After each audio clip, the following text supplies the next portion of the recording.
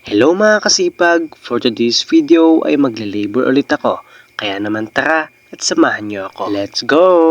Dito nga sa puntong ito ay nakapagsimula na ako magtrabaho. At nung nakapagpahinga na ako ay saka lang ako nag-video. At yung kasama ko nga dito ay yung aking tiyo. Ayan nga, dahil may nahalo na akong semento ay nagsimula na siya mag-assemble. Dahil nga labor lang ako ay katulad lang nito yung mga gawain ko. Ito nga at magsisimula na ulit ako maghalo ng semento. At pagkatapos nga nito ay kain muna tayo. Nang sa ganon, may lakas ang katawan sa pagtatrabaho.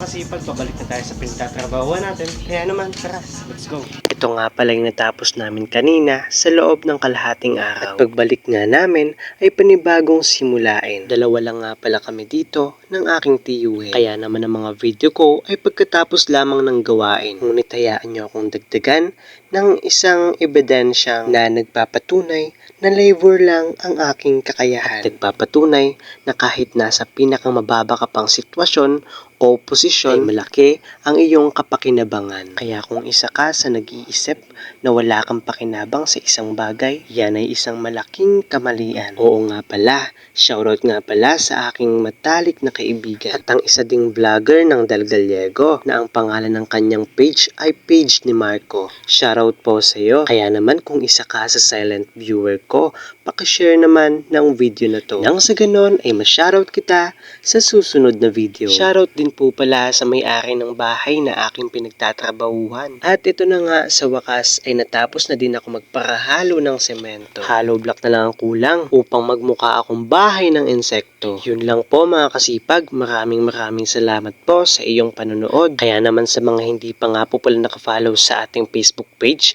please follow our page, like and share this video at mag-iwan ka na din po ng komento dyan sa baba. Thank you for watching. Bye-bye!